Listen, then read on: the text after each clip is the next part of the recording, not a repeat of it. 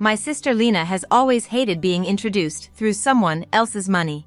That was the first thing she told Daniel. When they started dating, not my grandmother is wealthy, not even my family is comfortable. Just, if this goes anywhere, I need you to know I come with complicated relatives and very uncomplicated preferences. It was classic Lena. Precise enough to sound casual, guarded enough to reveal nothing. Our grandmother, Evelyn Mercer, built her fortune the old-fashioned way. By being unnervingly intelligent, relentlessly private, and apparently incapable of sleeping more than 4 hours a night for 40 years. By the time she sold her hotel group, the financial press had spent months using the word billionaire, like it explained anything meaningful about her. To us, she was just Grandma Eve, the woman who mailed handwritten birthday cards and wore the same navy raincoat for 20 years because, as she liked to say, good things don't need replacing. Lena inherited that instinct. She could have had a designer wedding dress, Grandma offered.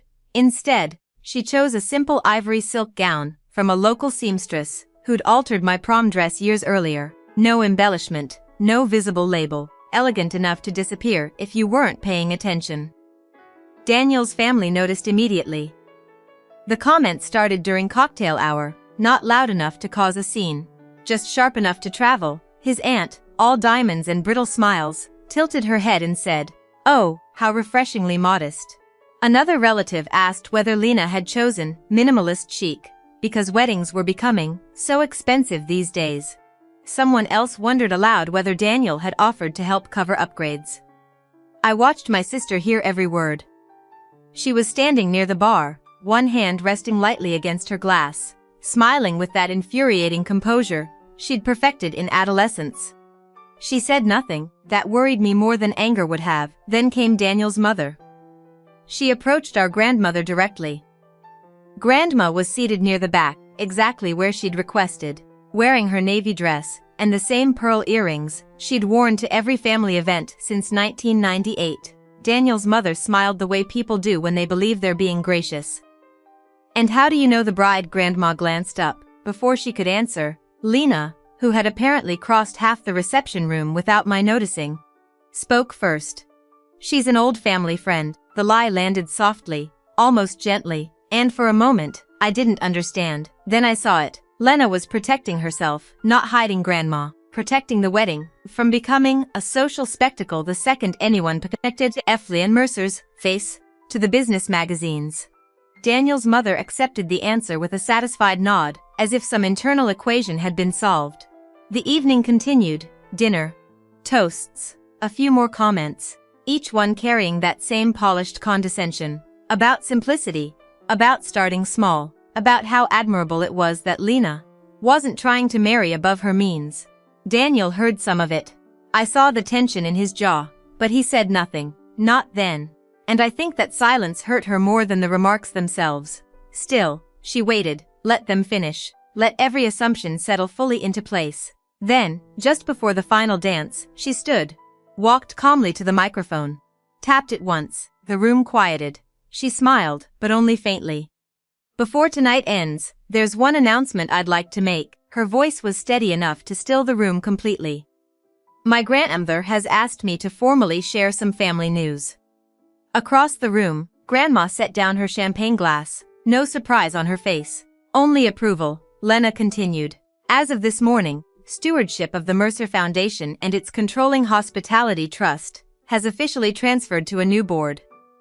A murmur moved through the room. Several people recognized the name immediately, most did not. Then she said, "My grandmother has appointed Daniel and me as co-chairs."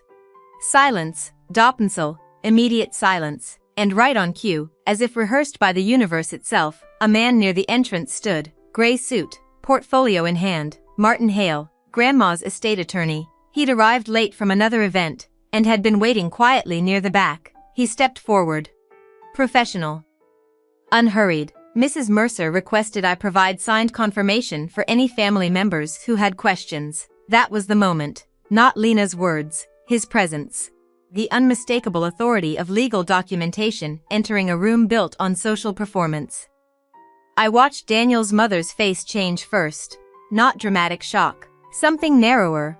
The visible recalculation of a person suddenly realizing they had misunderstood the terms of reality. Lena looked toward Daniel then, and for the first time that evening, he moved without hesitation. He crossed to her side and took her hand.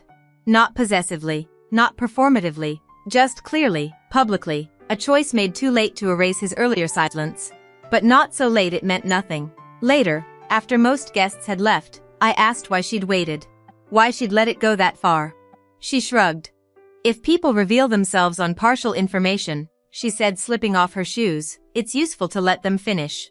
Was it revenge? She actually laughed. No, it was context. That marriage lasted, so did her uneasy relationship with parts of Daniel's family. Wealth clarifies some things, complicates others.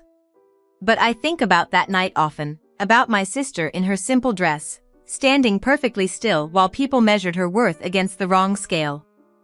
And about how dignity sometimes looks like silence, right up until the moment it becomes truth, spoken into a microphone.